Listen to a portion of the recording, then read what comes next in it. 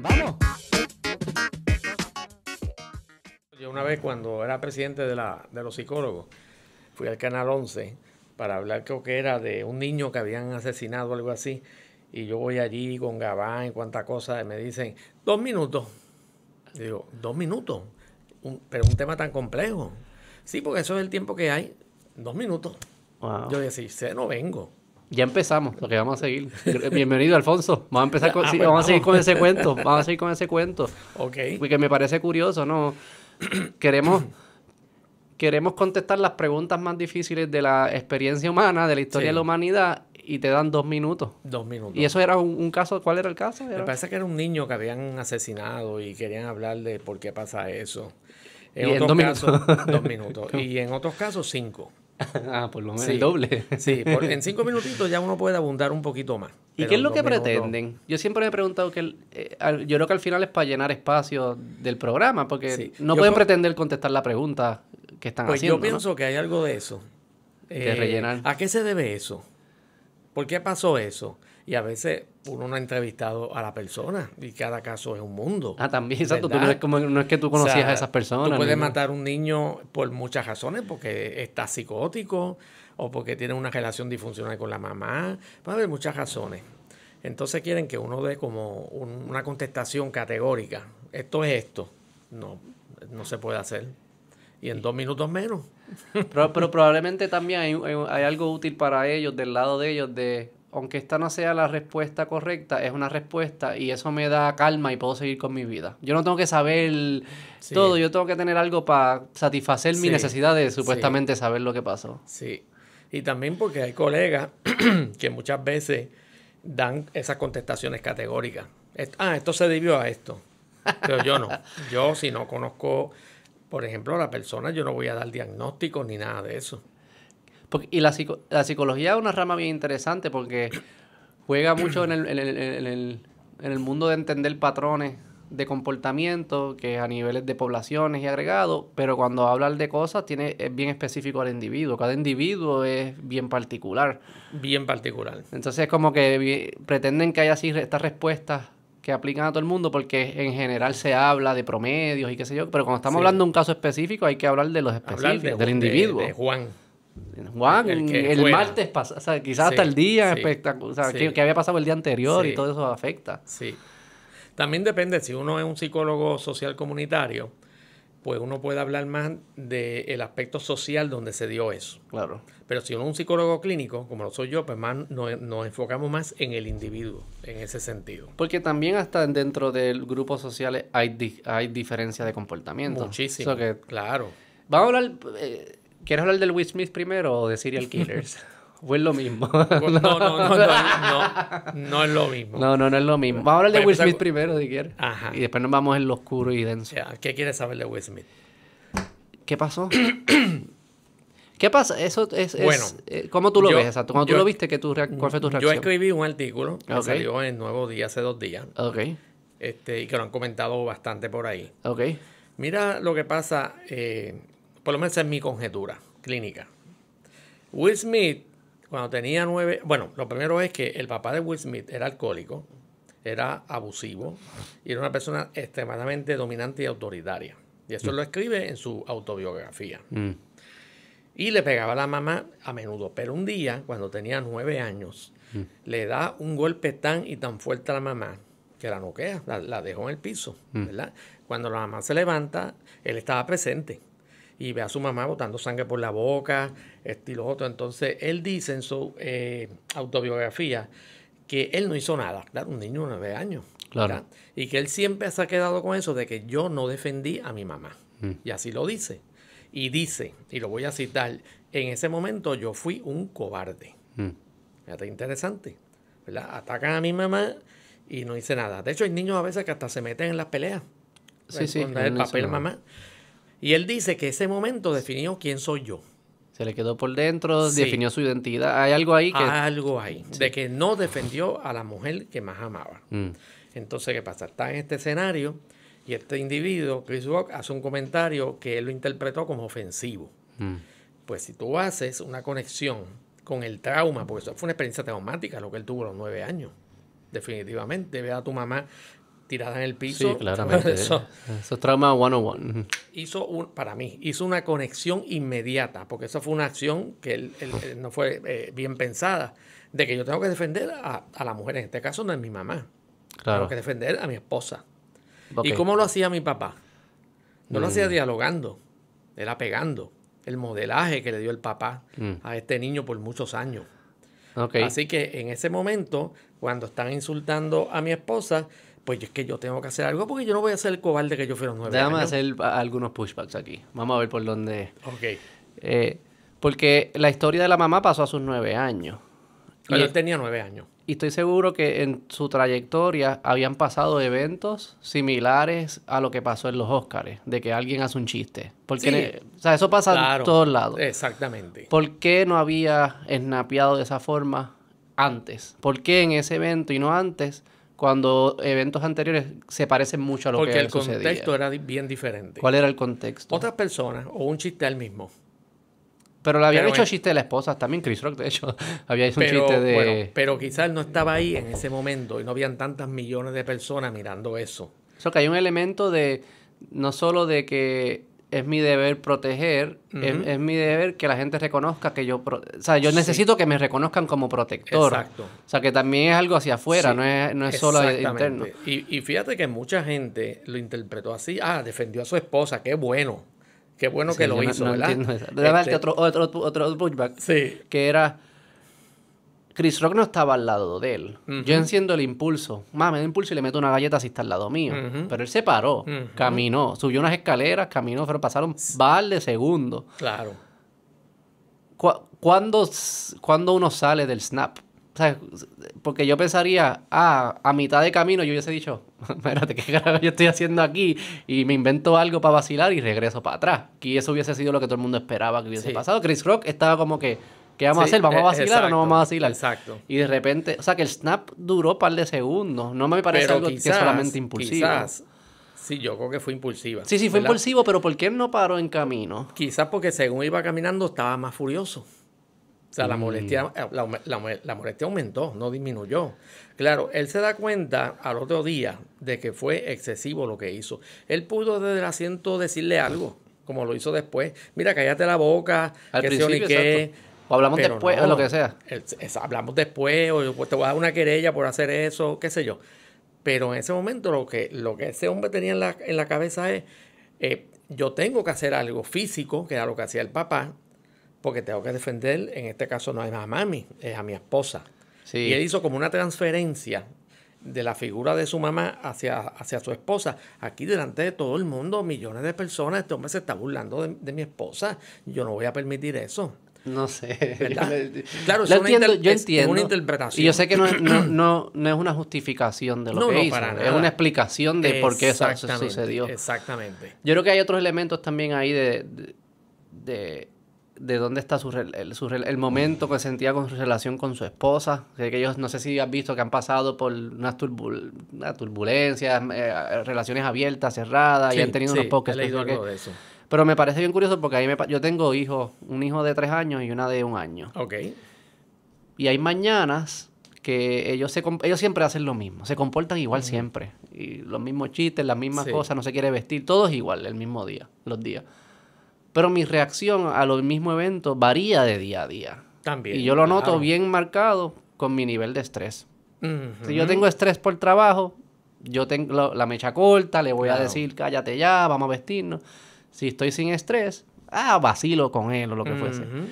Que no es solo que muchos de estos eventos tratamos de explicar qué fue lo que dijo Chris Rock. Y muchas veces no es lo que dijo Chris Rock, es el estado mental que estaba el quien lo recibe. Porque mis Claro. hijos me tratan igual y a veces yo juego con ellos y a veces me les cago en la madre. Y para ellos tiene que ser bien confuso. Decir, pero espérate, si Sí. me estoy comportando igual, ¿por qué hay reacciones distintas? Es porque hay algo externo en ese evento que no nadie lo está viendo, pero existe. Claro. Está presente. Y por eso yo creo que la Claro. relación, del estatus de su relación, quizás había tenido un mal día, no sé. Ahí sí que estamos en blanco porque no lo sabemos. sabemos. Lo que sí sabemos es lo de los 9 años. Lo Y sabemos yo los creo que 9 eso es años. importante porque los que trabajamos con trauma psicológico sabemos que cuando uno pasa por ese tipo de experiencia en la niñez, eso no es fácil de superar. Y yo lo que hago es que repito cíclicamente esa experiencia que tuve, traumática, con otras personas. Y eso se llaman ciclos maladaptativos interpersonales.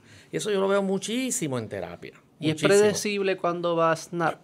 ¿O eso es algo como que...? No es tan predecible porque, como tú dices, depende de quién es la persona, quién es la compañera mía, cómo yo he pasado ese día, cómo está en mi estado de humor en ese momento, de quién es la persona que está quizás insultando a la persona.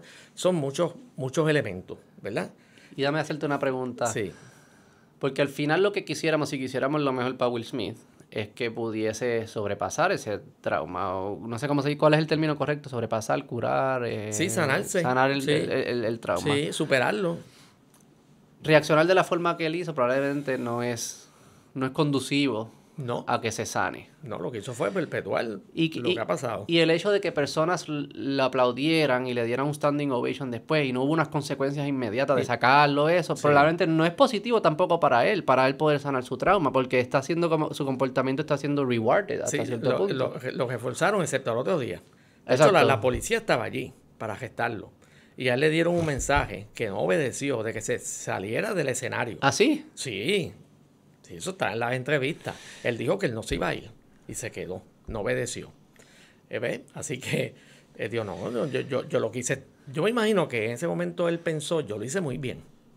Esto es lo que ese tipo se merece. Y por eso cuando se sienta sigue vociferando de esa manera. ¿Ves?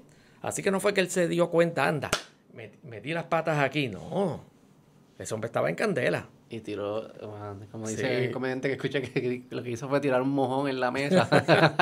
Y todo el mundo se quedó como Pero que... al otro día, gracias. cuando empiezan las consecuencias y él empieza a analizar lo que pasó, ahí es donde poco a poco se ha ido echando para atrás de que su conducta fue inapropiada, bla, bla, bla, y todo lo que ha dicho, También que está son arrepentido. actores, doctor. Yo no... Esa gente vive...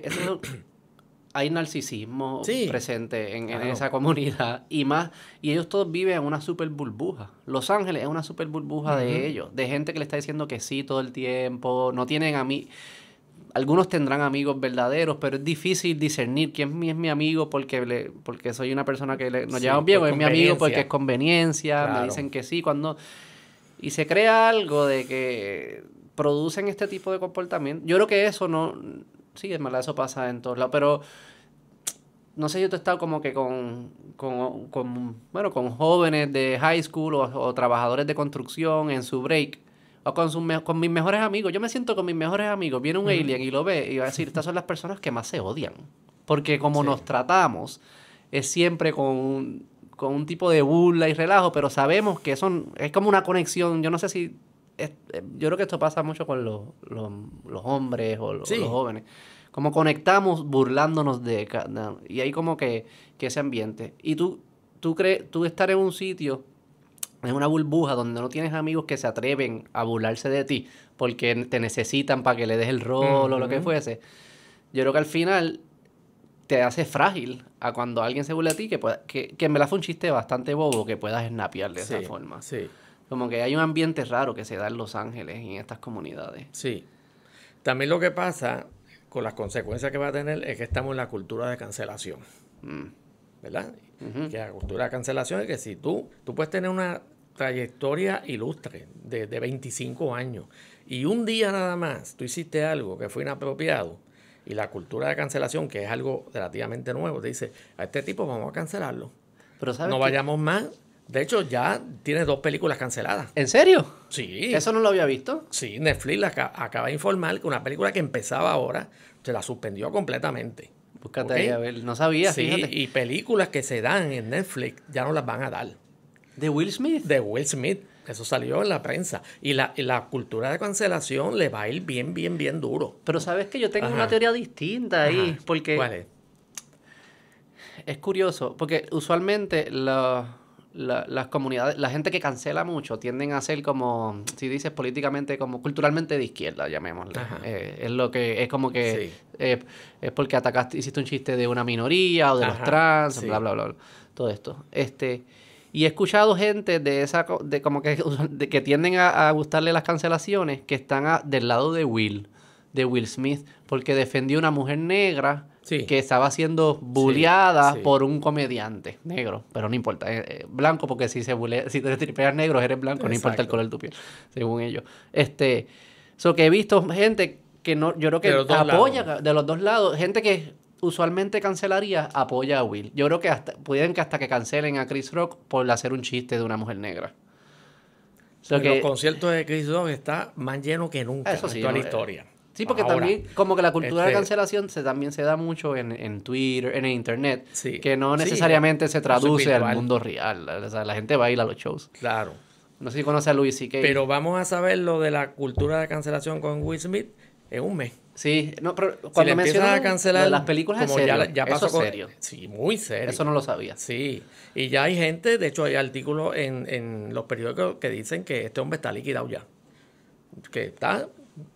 No va a tener muchas oportunidades de salir de esto. ¿Tú crees? Eso dicen ¿Y algunos qué tú expertos crees? allá. ¿Y qué tú crees? También leí un artículo de otro experto que dice que Will Smith tiene tantos y tantos admiradores y que es una trayectoria tan larga y ilustre que él ha tenido, ¿verdad?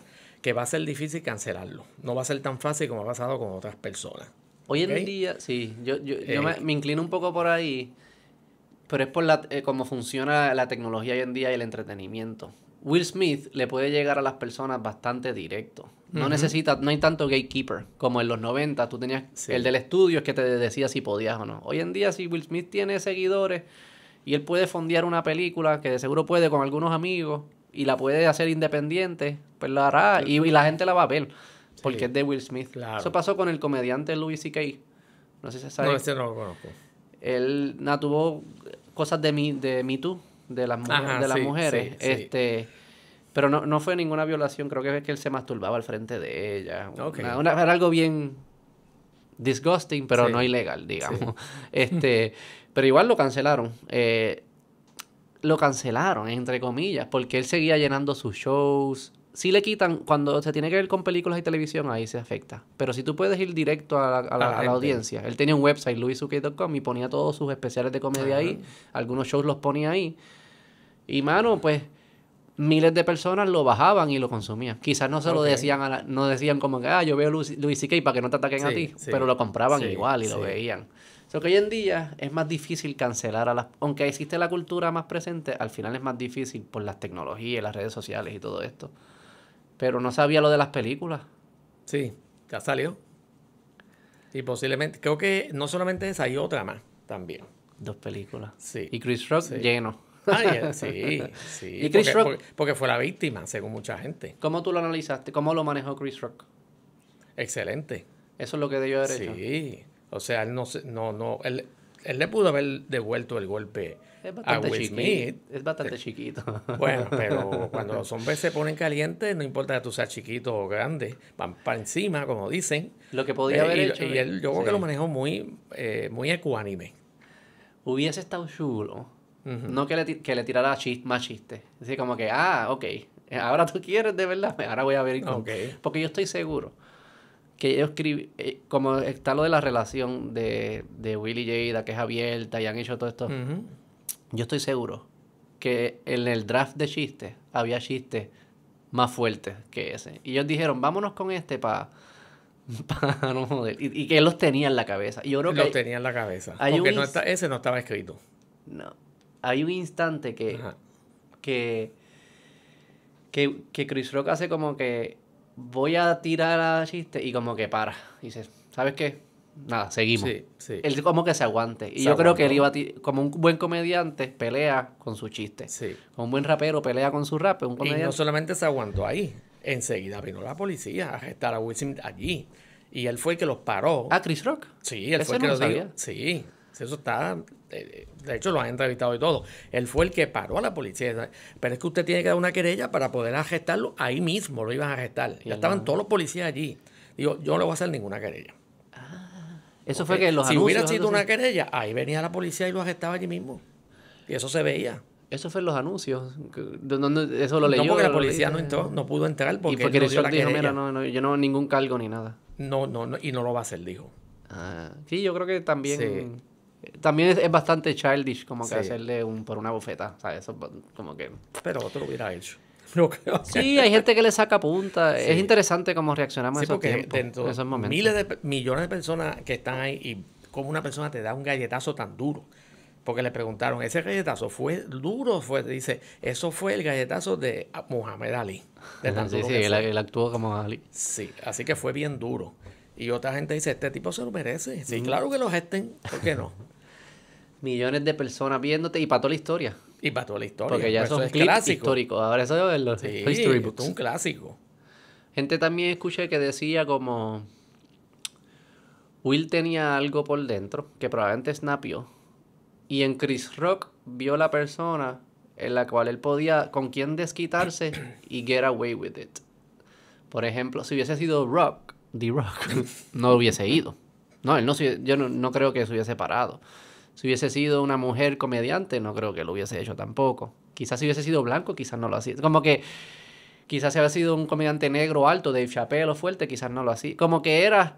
Chris Rock parecería ser la figura perfecta en quien desquitarse. Era negro, Sí. comediante, bajito, y se había burlado de Jada antes, como que Había un contexto ya. había algo de que, ok, if I'm gonna get away with this, Sí. parece ser Chris Rock la persona adecuada. Claro, eso no lo sabemos, porque cuando una persona Pero así se lo pone piensan. violenta, no importa quién sea, pueden ser 5 ahí, y yo solo.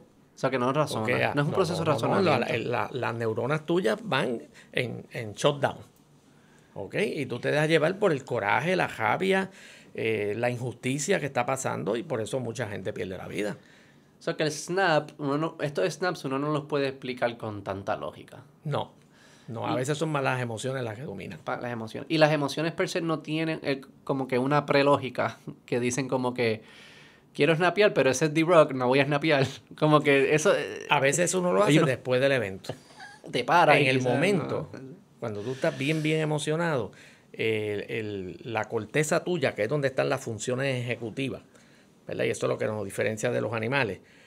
Básicamente está como latente, dice, te dejo a ti, a las emociones. Y ahí es que la persona se pone bien emocional. Entonces después es que la corteza tuya funciona y dice, wow, yo metí las patas aquí.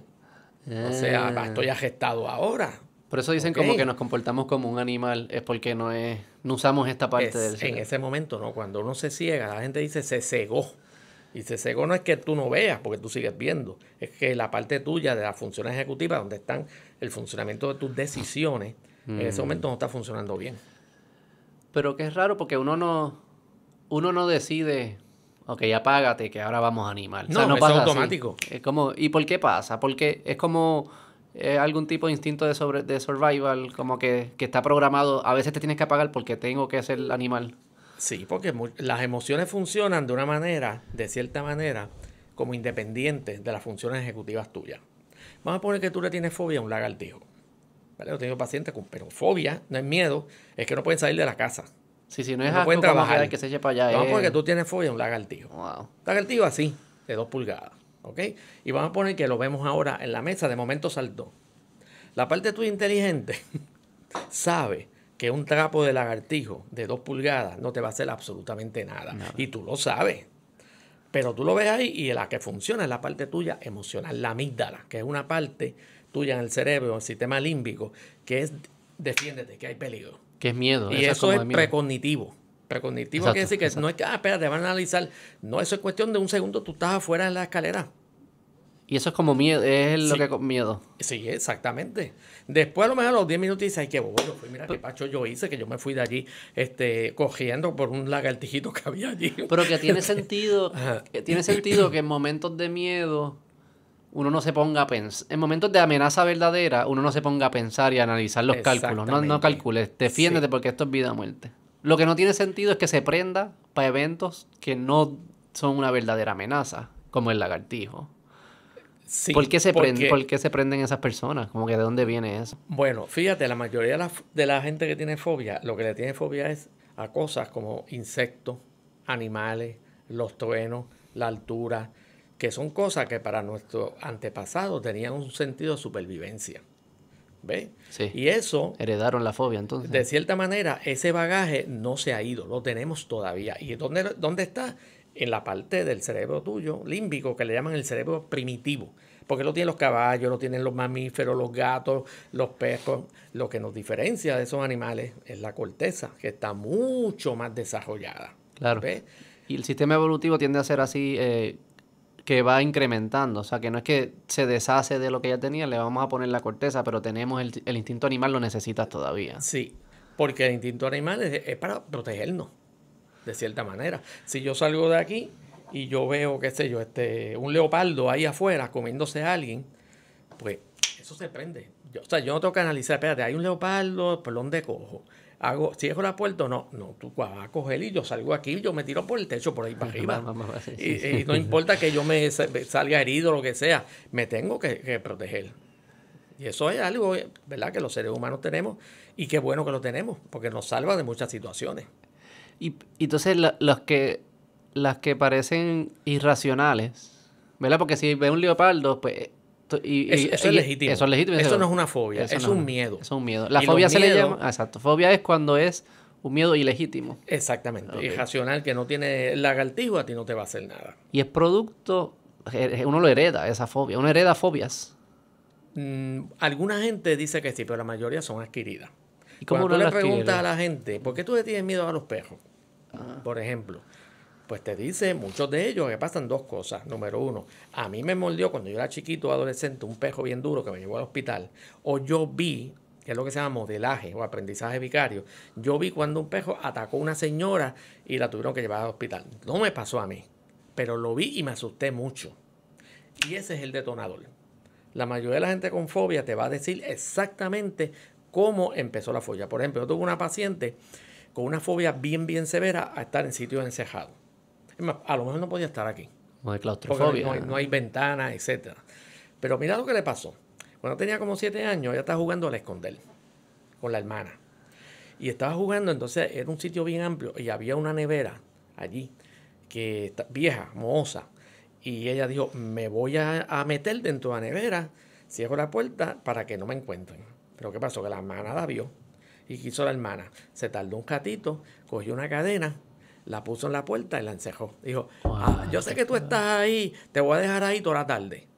Entonces empezó a darle, pensó, yo me voy a morir asfixiada aquí. Claro. Y llorando, y al rato la hermana la sacó riéndose. Después de eso, esa mujer no puede estar en baño. Bueno, pues si ella va a una tienda y lo que hay es un bañito chiquito, ella no puede entrar a ese baño. Por ejemplo, ascensores. Olvídate. Sí, que la mayoría de las fobias Sí. sí son eventos traumáticos. Son eventos que hacen una conexión con el sistema tuyo primitivo. En ese momento ya pensó que se iba a morir. Y eso se programa, como que dice, espacios pequeños equivale a posibilidad de muerte porque te quedas trancado. Inmediatamente. O sea, y el cerebro va a estar listo para protegerte. Exactamente. Sí. ¿Y cómo sale de eso? ¿Es Con posible? terapia. ¿Y qué busca la terapia? ¿Cuál es la filosofía? Pues una terapia que más funciona es lo que llaman el gold standard, que es la medida dorada, porque es la que más funciona, es la terapia de exposición. La terapia de exposición es que tú te vas a exponer a lo que tú le tienes miedo, en el caso del lagartijo, ¿verdad? Pues tú te vas a exponer de una manera gradual. Por ejemplo, yo tuve una señora con una fobia de los lagartijos bien severa. Pues nosotros empezamos que tenía que coger una revista y recortar fotos de lagartijos. Así de close-up, así los ojitos así, mirando. Ella me llevó como 10 fotos. Ella no podía mirar eso. Hasta eso ya, ¿sabes? No es ni Sí. es hasta una imagen del lagartijo. Imágenes. No hay gente que apaga el televisor si ve el objeto fóbico, ¿verdad? O sea, en la televisión. Wow. Después yo compré un lagartijo de goma en una tienda. Me acuerdo. Era bastante real. What the fuck? Okay. Y yo me acuerdo que cuando yo le puse el lagartijo a la señora, y yo se lo había dicho, mira, es un lagartijo. En cuando yo puse el lagartijo, la señora lo que hizo fue mirar la pared. Y yo decía, mira el lagartijo que está aquí. Y hacía así, no podía, doctor, no puedo. Y empezó a llorar inmediatamente. Y sabemos que era de goma. Pero ahí esa parte que yo estoy hablando ahora, ¿ok?, del sistema límbico, no entiende eso. En la imagen nada más del lagartijo, ya la pone a ella en esa actitud. Entonces, ¿cómo es la terapia de exposición? Pues que poco a poco ella tuvo que mirar el lagartijo, ¿ok? Eso nos cogió una hora. Y yo le hice el modelaje. Yo le dije, mira, el lagartijo yo lo voy a tocar. Y cogí el dedo y empecé a ponerle el dedo. Mira, no se mueve. Dame tu mano. Ajá. Y le cogí la mano así, estaba temblando. Vamos a tocar el lagartijo a ver qué pasa. Entonces, hacía así. ¿Tú te fijas? Mira, no hace nada. Y estuvimos así como 10 minutos. ¿Ok? Y yo, este lagartijo, Tú te lo vas a llevar en tu cartera y lo vas a poner en tu casa en diferentes sitios. En el fregadero, Sí. bla, bla, Que bla, esté bla. mirando siempre ahí, mamá. Exactamente. Y esa señora con eso y otras cosas que hicimos empezó a mejorar marcadamente. De hecho, ya como en la cuarta sesión sacó el lagartijo de la cartera. Ay, mire, doctor, si ya esto a mí, esto es aburrido. Y sacó me hizo así, mira, esto no me da miedo. Y me lo tiró. Ah, qué brutal. Porque se expuso sistemáticamente al objeto. ¿Y cómo, o sea, parece que como que con la parte del cerebro lógica uno no puede explicarle como que no le puede explicar Al al otro. principio no. Es exposición. Es casi como Sí, es enfrentarte a la misma a la mismo evento y que tu cuerpo sepa que la señal anterior era ineficiente o inefectiva. Era falsa. Era falsa. Exacto. La La amenaza única es falsa. manera que yo voy a averiguar que es falsa es si me expongo. O sea, la amenaza es a eso. falsa. Si tú me explicas a mí, me das una clase media hora, mira, los lagartijos no matan a nadie, no hay estadística de eso. Y así, pues yo lo puedo entender, pero yo veo el lagartijo y salgo cogiendo. Sí, porque no es la parte del cerebro lógico. Exactamente. Es la Entonces, parte... fíjate interesante, en los estudios de neuroimágenes que se usan ahora para medir la psicoterapia, tú coges la persona con el miedo al lagartijo y se lo presenta y enseguida el sistema límbico ¡pah!, se prende. Y lo puedes ver clarito en colores, ¿ok? Como si hubiera un peligro real. Cuando pasan por terapia de exposición y termina, tú le haces el mismo estudio y ese cerebro está como un cerebro normal, desactivado. O sea que no solamente es que el cliente te lo dice, que Sí, estoy mejor. hay evidencia es que a nivel neurobiológico se está procesando. Uno puede ver el información. procesamiento Sí, distinto. y hay un montón de estudios acerca de eso. Y hay lo opuesto. Hay gente que no le tiene miedo a cosas que le debería tener miedo, me imagino. Los que hacen como de cosas bastante bueno, deportes extremos. Sí. Yo vi el tipo sí. ¿tú has visto el que escala las montañas sin amarrarse? Yo creo que le hicieron un estudio de la amígdalas, creo que era también, y era... No le enviaba la señal que le envía a una persona normal. Exactamente. Sí, y así hay expertos que han documentado que la gente que hace cosas peligrosas antisociales les pasa eso. Tiene una deficiencia en generar miedo. Por ejemplo, si hay una farmacia en la esquina, ¿verdad? Yo tengo que volver aquí. Yo digo, yo estoy pelado, yo me voy a meter ahí y voy a saltar. A mí eso me daría muchísimo miedo. O sea, nada más que de acercarme a la farmacia, yo empiezo a pensar un policía, un tiroteo va a salir mal, yo no voy. Pero hay gente que dice, eso no es nada. Estamos acá donde está el revólver. Y entran lo más chilling, ¿ok? A todo el mundo al piso, qué sé yo, ni qué. Y no generan miedo. O sea, la consecuencia de su acto no le va a... Ni la consecuencia ni el acto itself, porque el acto también es peligroso. Ninguna de esas dos le genera ningún miedo y por ende son capaces de hacer el comportamiento. Hacer cosas que tú no harías porque tú entiendes que son bien peligrosas. ¿Qué hacía? ¿Cuándo se descubrió lo de...?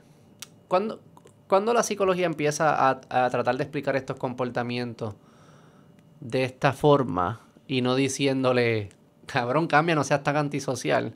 Ajá. ¿Cuándo pasa eso? Porque eso en los 1900, eso tiene que ser bien reciente, ¿no? Sí. En 1900... Bueno, lo que pasa es que en la psicología lo que dominó del 1910 a los 60 fue el psicoanálisis. ¿Ok? El psicoanálisis es totalmente diferente a lo que yo te estoy explicando. ¿Verdad? Es que detrás del lagartijo hay un símbolo inconsciente. Ese lagartijo tiene que significar algo que tiene que ver casi siempre con tu niñez y con la relación que tú tienes con tu papá y tu mamá. Te voy a poner un ejemplo. Hay un caso de Freud, Sigmund Freud, que fue el que fundó el psicoanálisis. Este nene tiene 5 años, tiene una fobia a los caballos. No puede ver caballos. ¿Ok? Entonces, en el psicoanálisis, el problema no es el caballo. Así que no hay que hacer ninguna terapia de exposición a ningún caballo. Es qué significa el caballo. ¿Y qué es lo que significaba el caballo? Este nene tenía 5 años. A los 5 años tú tienes que ir resolviendo el complejo edipal. ¿Qué es eso? Okay. El complejo de Edipo es algo que vamos a pasar todos nosotros. ¿Ok? Donde yo estoy enamorado de mi madre. Yo quiero a mi madre para mí. Claro, todo a nivel inconsciente, ¿verdad? Pero ¿qué pasa? Que está papi. Y papi es mucho más grande que yo. ¿Y qué puede hacer? Me puede castrar. Y ese es el complejo de castración. ¿Qué es esto? ¿Yo pasé por esto ya o todavía? Todos tenemos que ¿Pero pasar. ¿Ya pasé o todavía? No, eso a los 5 años. Ah, ok. Todos pasamos ya por estoy eso. cubierto. Ya estoy bien. curado. Mi hijo me viene por ahí, me va a querer matar. Y entonces, como ese nene, usualmente si uno resuelve bien el complejo edipal, uno dice, ok, pues yo le dejo a mami y a papi y yo me identifico con papi. Y eso evita que tú seas homosexual, porque te identificaste con el hombre. Si yo no resuelvo el complejo de Edipo, tengo una tendencia entonces quizás a ser homosexual. Esa es la teoría de hace 100 años. Ok, esa es la teoría Ahora vieja. eso está por el piso. Allá Edipo eso ¿Verdad? no juega. Bien poca gente realmente. Aunque eso Y que mi poca hijo eso. no. En los 90 yo lo Eso pasé, pero está mi hijo ya... súper desacreditado. Pues entonces, ¿qué era el caballo? Pues el caballo es un símbolo de que este nene no había resuelto su complejo de Edipo. Entonces el miedo que tenía el papá de que lo castrara lo desplazó al caballo. Eso se llama desplazamiento. Ya. Pero el nene no sabe que está haciendo eso porque son procesos inconscientes. Ok. Así que detrás del caballo lo que hay es un complejo edipal no resuelto, que es lo que hay que tratar. Y siempre era el complejo edipal. Según Según en el ellos psicoanálisis, pensaban. casi. O sea, que El ellos Edipo decían... explicaba casi todo. O sea, que todo trauma de adultez se traducía a lo que pasó en tus 5 años en ese proceso edipal.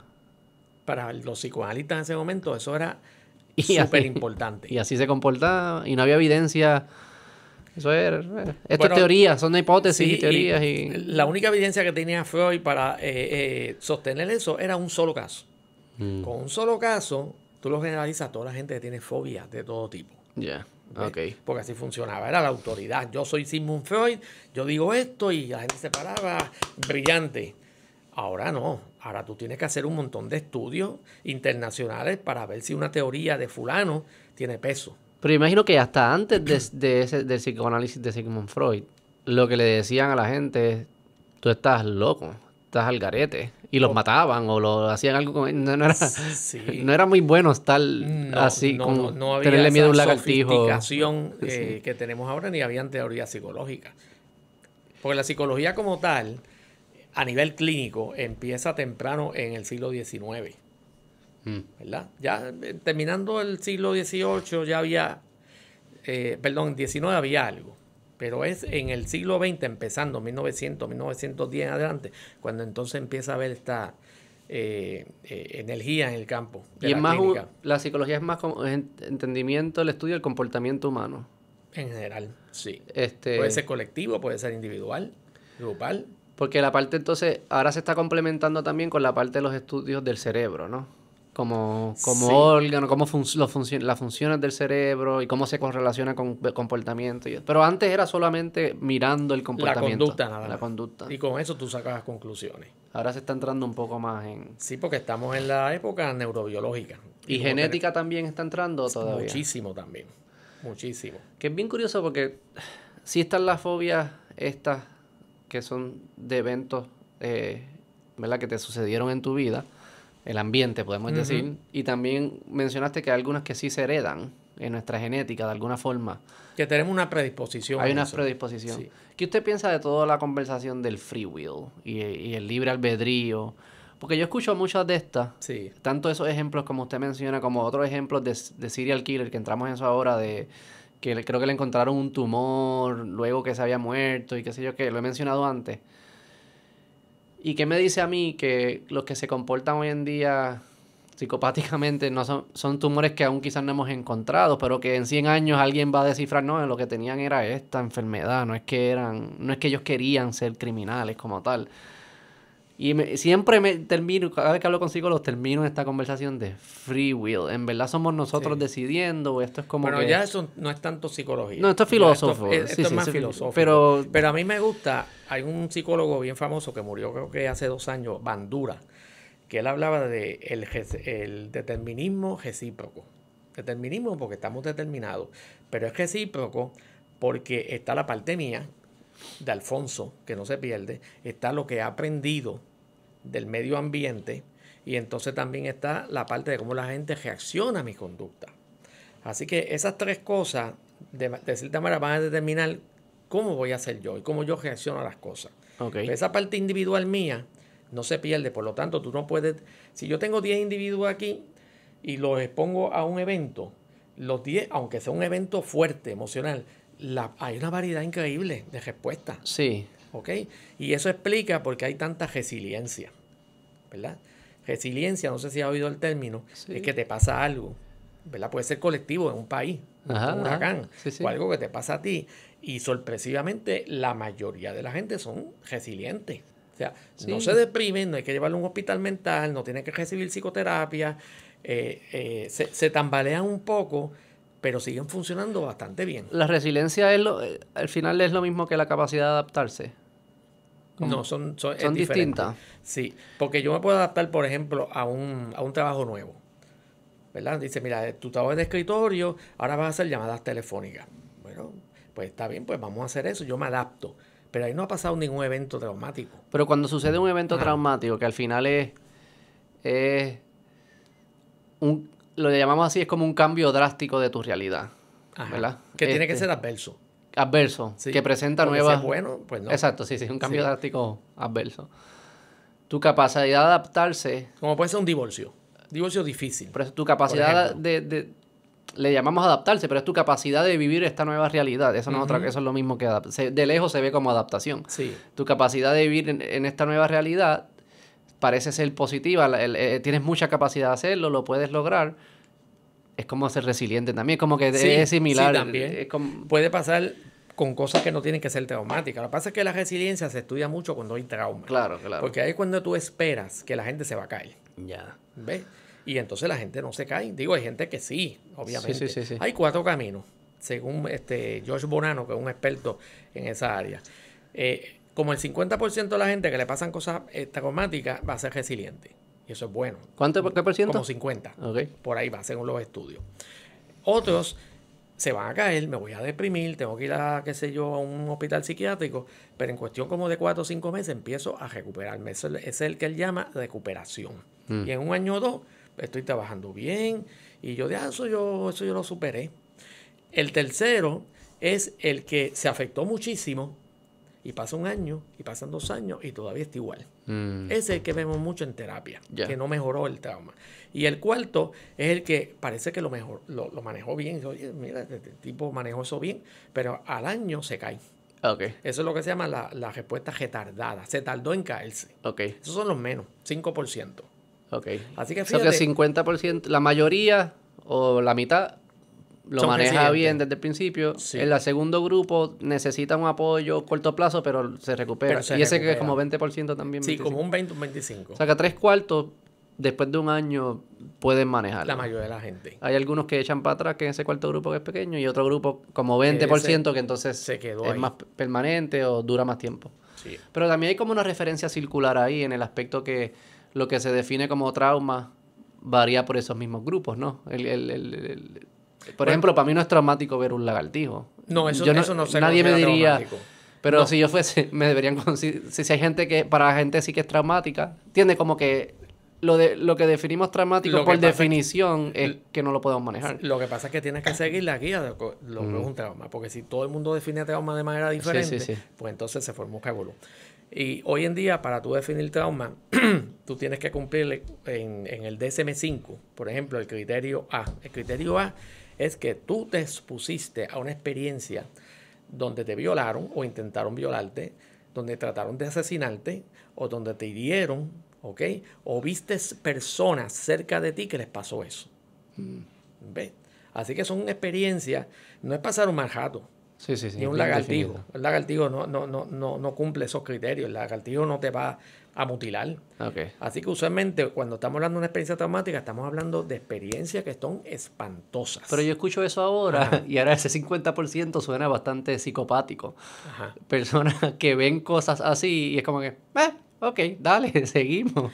Sí, pero como no es tan sencillo. Pero entiendes lo que te digo. Eso no es positivo tampoco. Es como el huracán María. Que no reacciones de ninguna forma. La gente reacciona. No, pero los que no reaccionan de ninguna forma a un evento negativo lo que pasa no puede es que ser bueno tampoco. No. Ni el que le va mejor, como que coño, vi una violación. Coño, este día no puede ponerse mejor. No, ese es un psicopático, quizás. Eso es lo que me refiero. Fíjate que la resiliencia lo que implica es que a mí me pasó algo que fue fuerte. Me hicieron un carjacking. Por ejemplo. Pues yo no voy a decir, ay, sí, chicos, llévatelo, no te apures, date un paseíto. Eso es absurdo. Yo me voy a afectar, yo voy a llorar, yo voy a tener quizás unas noches que no voy a dormir. Pero en un tiempo bastante corto, yo volví al trabajo. Yo volví a hacer lo que hacía antes. Sí, jugaba deporte, juego, me compré otro carro nuevo. Eso que resiliencia no es ausencia de dolor, de miedo, ni nada. Es que me atrevo a vivir aún con eso presente. Y de una manera muy parecida como yo la tenía antes. Sí, sí, sí, sí. Eso es una persona Y el resiliente. ser humano es bien... Yo lo ato mucho con la adaptabilidad. Yo creo que ahí tiene que haber una relación. Porque si somos la única especie que vivimos en todas partes. Ajá. Vivimos en frío, en calor, desierto, cerca de agua. Hay gente que prácticamente vive encima del agua. Sí. Ningún animal que sea el mismo, sí la especie, hay pájaros, pero ningún pájaro individual vive en el frío y eso. Por eso tienen que Claro. estar volando cuando hace frío y eso, no se pone un abrigo. Pero como hay algo en nuestra adaptabilidad que a veces la vemos, Que la subestimamos muchas la veces. subestimamos y a veces la vemos como algo malo. ¿Verdad? La subestimamos porque la vemos malo, como que, Sí. nos acostumbramos a esto, que a un gobierno corrupto. Sí, es cierto, no es bueno acostumbrarse a cosas Ujú. malas. Pero don't throw the baby out with the bathwater. Sí. Si no tenemos esa habilidad de adaptarnos a cosas, no existiría. No, Probablemente no sería estuviésemos terrible. aquí. Y la mayoría de la gente se puede adaptar. Vamos a poner que tú tienes un accidente y te tienen que cortar una pierna. Si yo te pregunto ahora mismo que tú tienes tus dos piernas bien, Sí. oye, si tú perdieras una pierna mañana, tú dirás, me fastidié. No voy a poder ser feliz, quizás me voy a perder un montón de oportunidades, mi vida va a cambiar dramáticamente, pero sin embargo, si tú le preguntas a la gente que ha perdido piernas y se han adaptado bien, siguen hasta en maratones. Y no es parte de su identidad. Dice, bueno, me pasó esto, pero yo sigo siendo yo. Sí. Así que muchas veces cuando la gente se imagina que le va a pasar algo malo, tiende a ponerle mucho más peso que cuando le pasa. Sí. Yo pierna, fíjate, me lo hubiese preguntado, te hubiese dicho, ¿cómo coño? Eso suena como una buena excusa para pichar las cosas, para no tener que ir a actividades.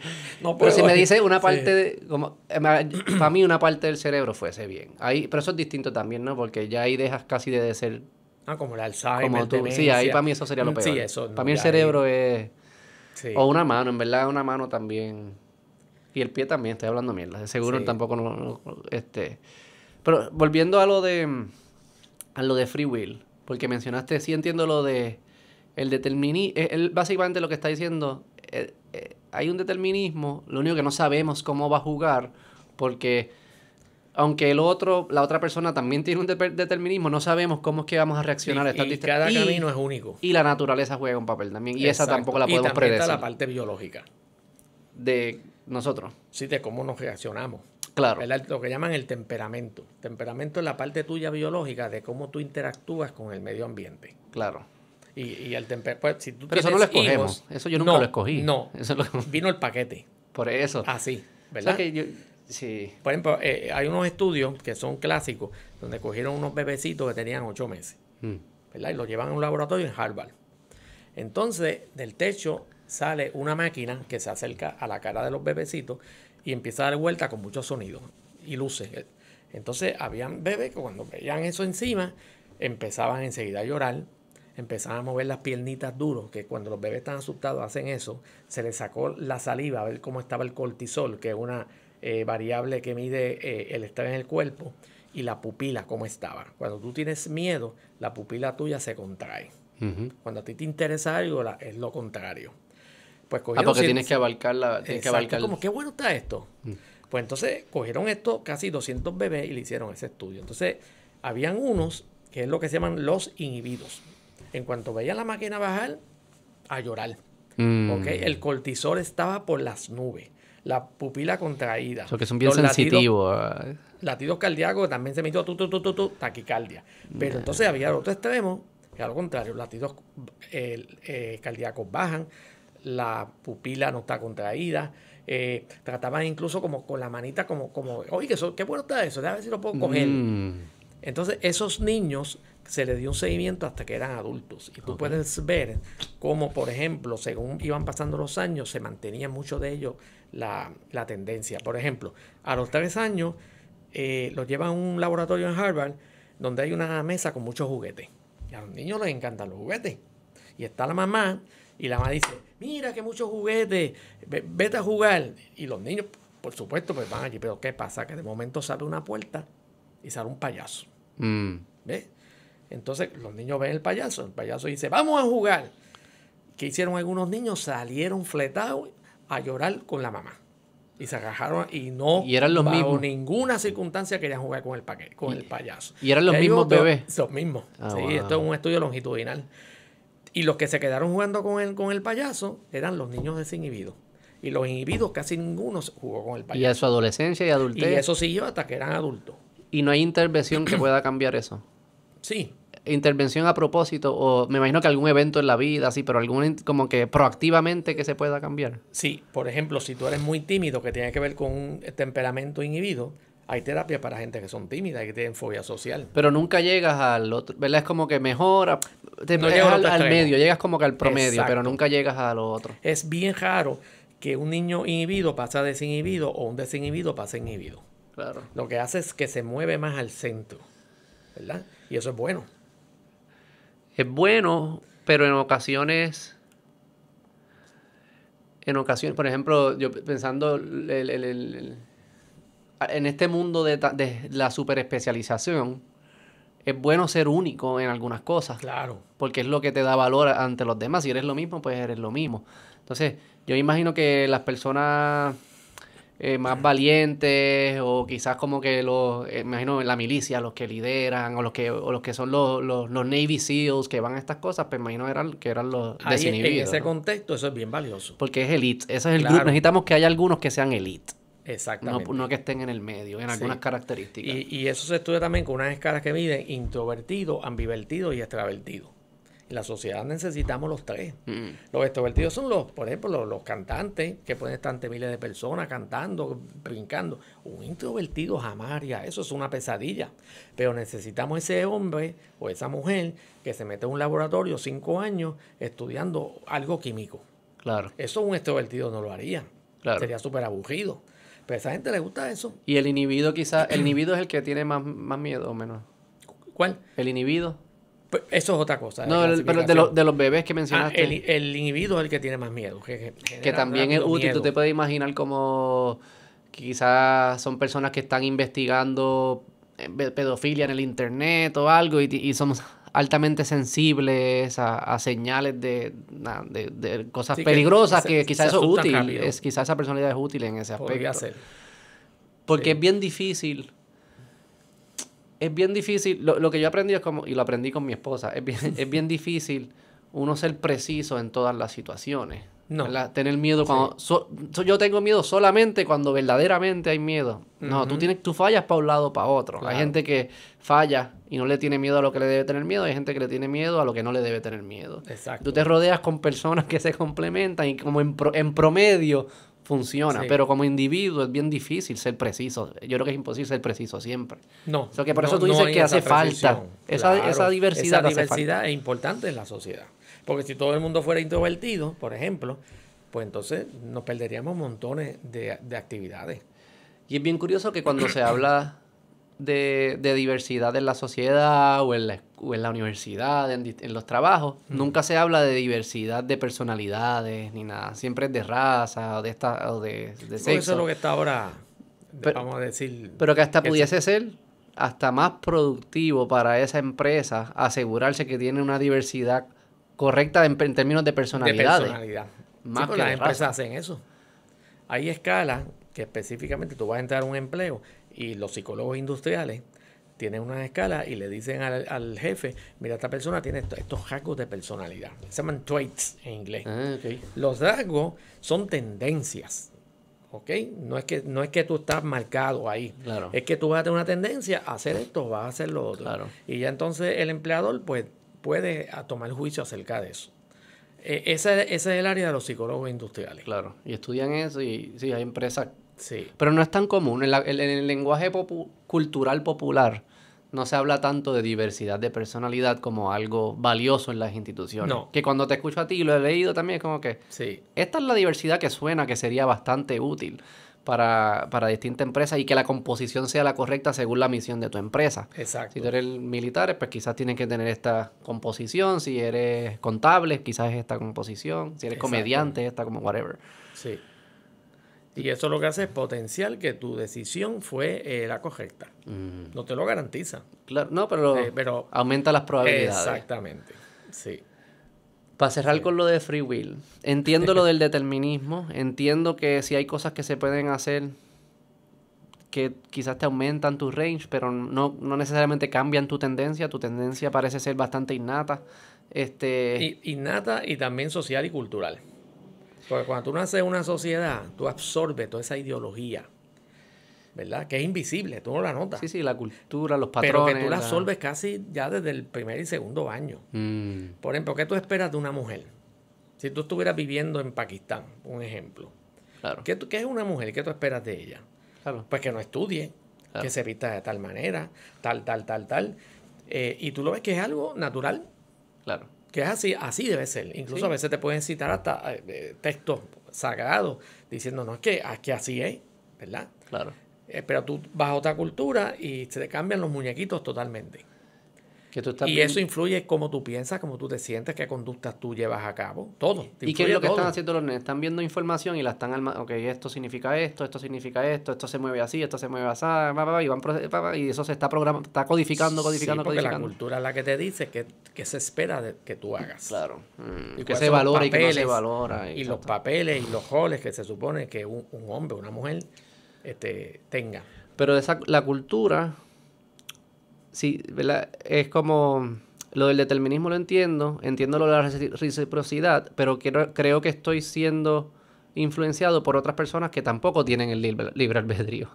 Sí, Exacto, es como que sí. la cultura sí que la hablamos como que este fantasma que existe, pero al final es producto del comportamiento de individuos que no Claro. tienen el libre albedrío. O sea que es como Sí. existe como un determinismo lo que es imposible de predecir. O sea que por eso es divertido quizás en el camino. Pero no quiere decir que tú pudiste haber actuado distinto a la forma que actuaste. No. Y eso nos Lo lleva... que pasa es que hace que sea mucho más difícil. Eso nos lleva a los serial killers. Ajá. Me encantaría entenderlo. Yo no soy experto en eso, déjame aclarar. Pues, pero sabes más que nosotros. Pero podemos tocamos. hablar algo de eso, sí. Y quiero entender la parte psicológica, lo que sabemos de ellos. Y luego podemos de nuevo filosofar de la parte moral, de cómo los evaluamos. Resultado de saber lo que sabemos. Pero vamos a empezar por la parte psicológica. ¿Qué es lo que... Cuando yo te digo un serial killer o Sí, ¿qué tú hay piensas? personas que cuando matan a otras personas y le hacen daño, número uno, no les da miedo, lo que estábamos hablando ahorita. Número dos, hay un término que se llama insensibilidad emocional, que es bien importante. Ese término y ese constructo se ha investigado mucho. ¿Qué es sensibilidad emocional? Si yo te llevo a un sitio y yo te pongo unas películas de cosas bien tristes, pero no son artistas, niños llorando, niños mutilando, una mujer que acaban de violar, tragedia, la gente se identifica tanto y tanto que incluso empieza a llorar, como en el cine. Claro, De hecho, en el cine tú sabes que son actores que le están pagando. Claro, y la gente ni de termina verdad. ahí llorando, porque la gente tiene una empatía con ese personaje que está ahí. Claro. ¿Verdad? Pero ¿qué pasa cuando tú llevas a gente que tiene características psicopáticas, que es lo que llaman el psicópata? ¿Ok? Ven eso y las estructuras del cerebro, que son las estructuras emocionales, no se activan. Cuando se supone que se activaran, porque esa es la empatía que tú tienes con el dolor de esa persona. Así que si yo tengo esa deficiencia y yo tengo esa insensibilidad emocional, pues a mí no me importa que esa mujer esté llorando, suplicando por su vida. Y que me diga, por favor, no me viole, no me mate, que sea, ni que no tengo ninguna conexión con esa persona. Y por más que yo le diga y le explique que debería tenerla y le grite que debe tenerla, no la va a tener. No le importa. ¿Ves? Entonces, mucha gente que tiene características psicopáticas se sabe que tienen unas puntuaciones altísimas en escalas que miden eso, ¿verdad? Porque no es lo mismo ser antisocial que ser un psicópata. De los antisociales, solamente el 15% más o menos son psicópatas. La mayoría de los antisociales no son psicópatas. ¿Y todos los psicópatas son antisociales? ¿Todos los psicópatas son No necesariamente. Okay. Tú puedes ser un pastor de una iglesia. Claro. Y ser psicópata. Sí, lo hemos visto. Y engañar a la gente. Y manipularla. Y acostarte con las personas, pedirle dinero. Claro. Es más, usa tu capacidad social como parte de y no tienes ninguna empatía de engañar a esa gente. Y de decirle, mira, yo anoche tuve una revelación y necesito esto, pero necesito que le dé esto a la iglesia. Yo te estoy manipulando y no me da ninguna pena, ¿verdad? Y en ese contexto pues se ve como que es legítimo. Porque el padre o el sacerdote o el pastor tuvo una revelación, etcétera. Es un embustero. ¿Cómo se define antisocial? Antisocial es una persona que está rompiendo las reglas de esa sociedad, de lo que se supone que tú hagas o no hagas. Por ejemplo, si tú robas una tienda y lo haces a menudo, no es un solo día. Si tú has tenido en los dos últimos trabajos, los 2 últimos años, 6 trabajos, ¿y por qué te votaron en 2 años? Porque robabas allí, o porque le diste al jefe, ¿ok? Claro, sí, eres sí. violento, eres bien mentiroso y no te importa mentir.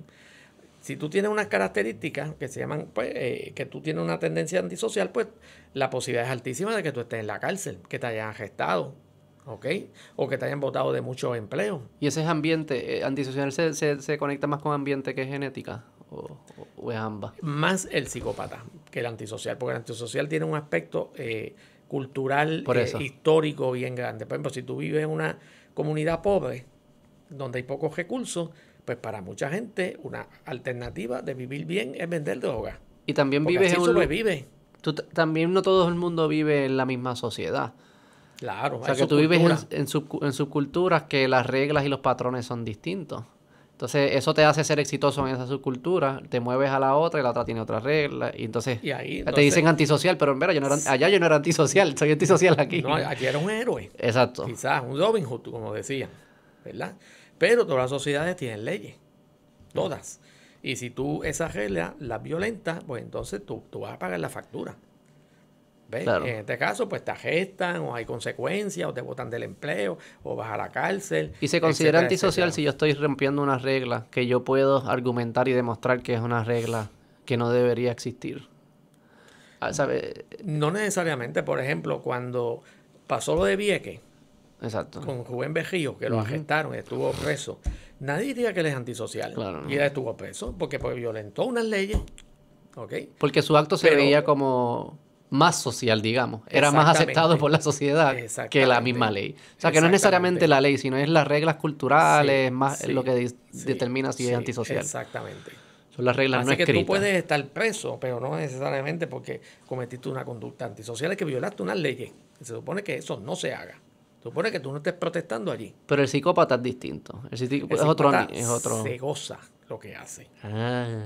Lo disfruta. Que es lo que porque no llamaríamos tiene- evil, ¿no? Eso es lo que es evil, ¿no? Como que el disfrute Sí, del sufrimiento sí, ajeno. sí. Eso No para- tiene esa empatía con los demás y hace cosas que pueden ser devastadoras para las personas.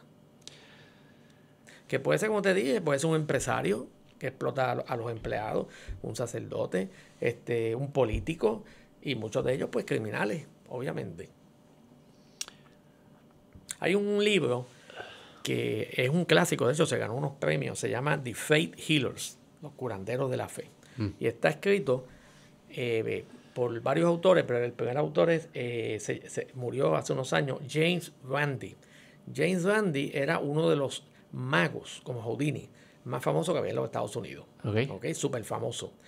Entonces, él quería tratar de ver si la gente que va a estos coliseos, y ahí entonces sale el pastor o el evangélico, y empieza a decir con precisión, en tal sección hay un señor que se llama Juan González Rivera, tiene cáncer del pulmón, que venga ahora mismo aquí. Supuestamente Jesús te lo está diciendo, o un ángel. Sí, Entonces, sí. viene esta persona, Mira, sí. sí, tú le pones las manos encima, hay mucha sugestión, mucha gente se desmaya, Ave María, y qué sé yo ni qué. Pues mira lo que ellos hicieron. Ellos lo que hicieron fue que pusieron a más de 20 asistentes a que llegaran bien temprano al coliseo. Y se le sienta alguien al lado. Ay, ¿qué usted tiene? Bueno, yo tengo un cáncer en el pulmón y el pronóstico no es bueno. Entonces me dice, mire, yo tengo una diabetes que no se mejora. Me han dicho que este pastor es muy bueno. ¿Y dónde usted vive? ¿Qué sé yo? Datos básicos. Pues vengo ahorita. Ese tipo es parte de lo Sí. sinvergüenza que tiene el pastor. Ajá. ¿Y cómo se sabe eso? Porque entonces al pastor le dicen, en tal sección está este señor, en tal sección hay tal señora, y se lo anotan en unos papelitos.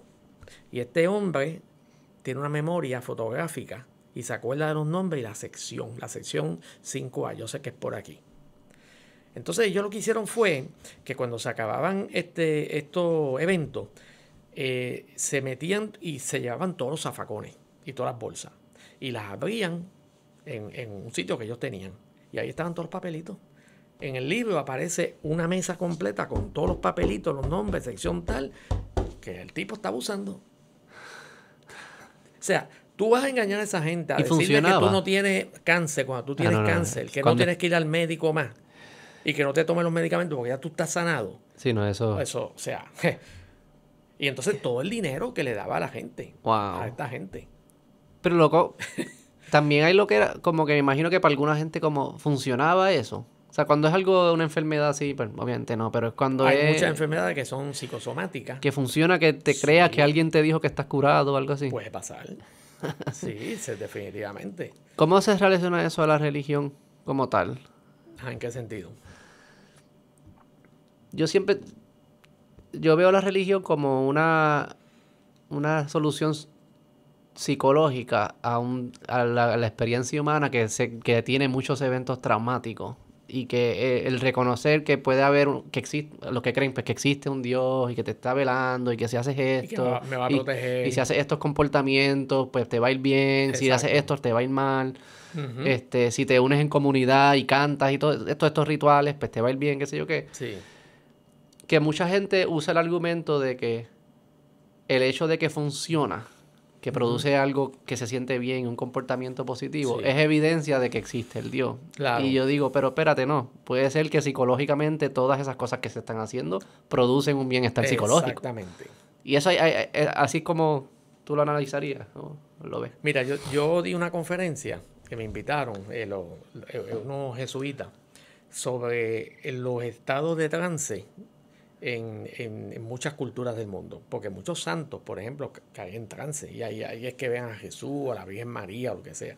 Y yo cogí 20 culturas diferentes, que no eran cristianas, eran de otras religiones. Y tú ves exactamente lo mismo. Los ojos para arriba, la boca abierta, los brazos extendidos, a veces convulsan, pero no era Jesús. Eran otras deidades, las hojas del bosque, ¿sí? O deidades que para nosotros nos resultan totalmente aberrantes y absurdas. El fenómeno es el mismo. Ya. Lo que cambia es la interpretación y el contenido. Y ese contenido depende de dónde tú estás ubicado. ¿Ves?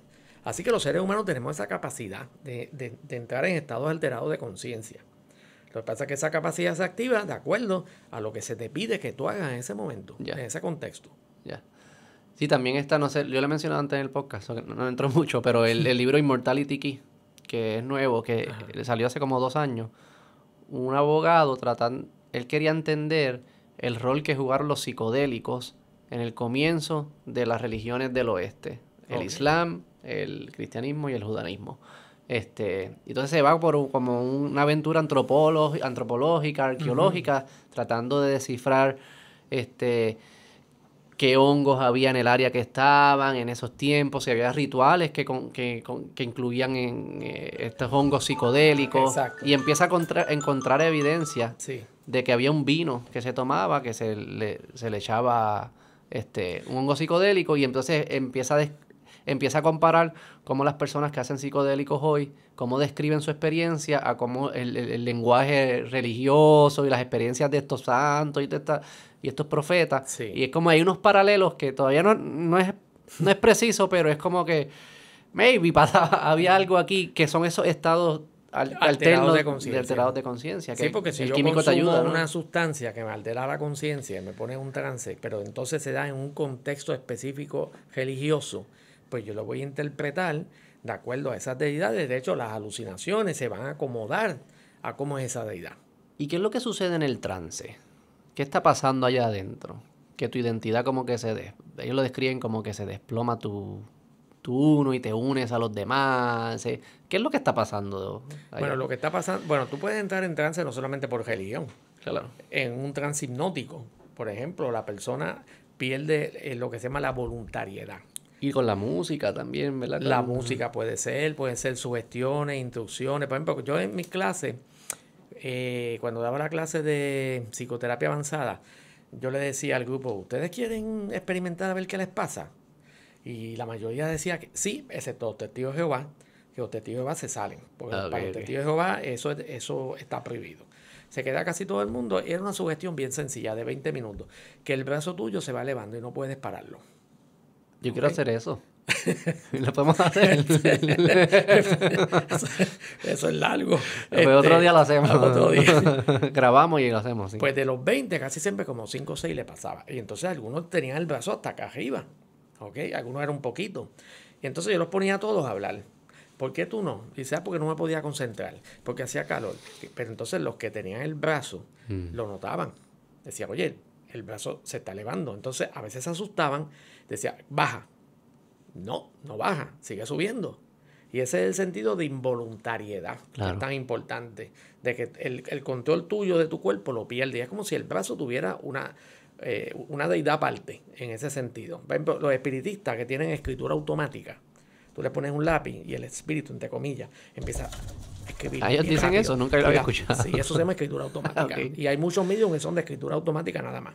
Okay. Pero en ese momento estás en un trance y no pueden controlar la mano, porque la mano es del espíritu, que se apoderó de ti y tú estás escribiendo. Okay. ¿Ves? Así que depende del contenido. Pero ¿y qué está pasando? ¿Qué está pasando allá arriba? ¿Por qué pasa eso? Porque yo quiero mover mi brazo y no lo puedo mover de repente. Bueno, la teoría de esto es que esto es un poquito complejo, déjame ver cómo te explico. Una de las teorías principales es que quién tú eres, yo, Alfonso Martínez Taboa, es un componente de muchos subsistemas. Y en la hipnosis, uno de esos subsistemas se desliga. La palabra es que se disocia. Okay. Se disocia del yo ejecutivo. Por ejemplo, si a mí se me levanta la mano, esa parte se separó tanto de mi yo ejecutivo que parece como si fuera una cosa aparte. La hipnosis como que partió esos hilos que yo tenía en todas las cosas que yo tengo. Y que yo digo, yo quiero hacer esto por tal razón. En ese caso, esa parte se disocia y como se disocia, yo no tengo control de eso. Ya. ¿Ves? Por eso puedo entonces comportarme como un niño, escribir cosas raras o levantar la mano. Y uno puede autohacérselo. Uno puede Entonces el hipnólogo, claro, te dice, ahora vamos a coger lo que habíamos hecho y lo Pero yo solo a mí mismo, meditando algo, sí, puedo llegar... Eso se llama autohipnosis. Autohipnosis. Sí. Y puedo también como que lo voy a hacer y cuando pase, esto es lo que quiero que suceda. O una vez pase, estás a la merced de lo que pase. Tú no puedes... Bueno, si hay un hipnólogo. Si hay un hipnólogo, sí, pero solo. ¿Cómo si estoy solo? Cuando es autohipnosis, tú mismo diriges el proceso, que es lo que yo quisiera que pasara. Yeah. Si hay un hipnólogo, entonces él es el que guía, qué es lo que se supone que pase. Que es curioso cuando ese libro también habla de cuando se van en estos viajes. Es eso, ellos lo que dicen es, pierdes control. Es como si se disuelve tu identidad. Así como que se disuelve tu identidad y pierdes control. Si tratas de controlarlo, vas a tener un mal trip. Va a ser malo. Te tienes que dejar llevar. Pero si lo dejas llevar, es más como que vas a vivir la experiencia más fulfilling, sí. la última manifestación de la humanidad, una cosa así. Exacto. Qué curioso. Sí, sí. Y eso tú lo ves bien, bien, bien claro y tajante en los casos que se llamaban antes personalidad múltiple. Que ahora se llama identidad disociada. Ok. ¿Verdad? Si tú tuvieras identidad disociada, vamos a poner que tú tienes 4 identidades, una de una mujer, Ana, una de un niño y 2 que se llaman diferentes a ti, Octavio y Samuel. Y cada uno es bien diferente, totalmente diferente. La escritura es diferente, el concepto es diferente. Por ejemplo, si tú eres mujer, o sea, la identidad mujer, y tú le preguntas, ¿y cómo tú tienes tu pelo? Pero usted no lo ve. Lacio, largo, bonito. O sea, que eso es como coger un hardware y meterle 4 softwares distintos. Exactamente, sí. Y entonces está brincando de un lado para otro. Sí. Y entonces la persona, usted no me ve que tengo el pelo largo, la persona tiene el pelo corto, ¿verdad? En ese sentido. Y cuando los pones, por ejemplo, a escribir, que es lo que yo hago, las letras son extremadamente diferentes. Es como si fueran personas diferentes. No puede ser, en verdad. Sí. Y hay cosas que sabe una que no sabe la otra. Siempre es así. Como que, yo sé hacer esto y la otra persona... No, yo no sé hacer esto. El otro personaje no sabe. El host, que es el que se llama la persona anfitriona, que es el que va a terapia, usualmente no sabe lo que han hecho las identidades alternas. No tiene memoria ni control de lo que está haciendo. Pero el host es un personaje también, o él o ella siempre tiene que estar el uno de los personajes. El que nació. Y fue traumatizado, porque estos casos es de unos abusos terribles, y en esos abusos terribles, entonces la mente se fragmenta y se vuelven pedazos, que cada uno representa parte de mi vida. Por ejemplo, hay un pedazo que solamente lo que hace es llorar. no hace nada más. Estaba a terapia, empezó a llorar, que me maltrataron. La otra es bien sexual. Claro, porque es sexual, porque abusaron a la paciente sexualmente, pero a mí no me importa que me violen, al contrario, a mí me gusta estar en cuanta poca vergüenza haya, orgía o lo que sea, a mí me gusta. Hay otra que tiene mucho coraje, rabia con todo el mundo, con los hombres, ¿verdad? Yo tengo pacientes que tienen esto, que cuando sale esa se paran, me han roto camisa, me han metido las uñas, me han dado puños, patadas. Y ninguna se conoce, ninguna se conoce. Sí, se conocen todas menos el host, que no conoce a las identidades. Pero siempre que tú interactúas con esa persona, ¿está en una de las identidades o hay una identidad que es el host? ¿O el host nunca? No, el host cuando las identidades salen, para decir que salen, se duerme, vamos a decir. No se acuerda de eso. Okay. Pero si hay un momento que él está siendo host. Él no la siempre... mayoría del tiempo. El tiempo. De 24 horas te diría 20, 22. ¿Y él no escoge cuándo es que va a surgir uno de los hosts? Depende del escenario, de lo que está pasando en ese momento. Y tienen nombres, le ponen nombres, porque tú todos tienen nombres diferentes. Y se identifican. Muchas veces. ¿Y cómo pueden?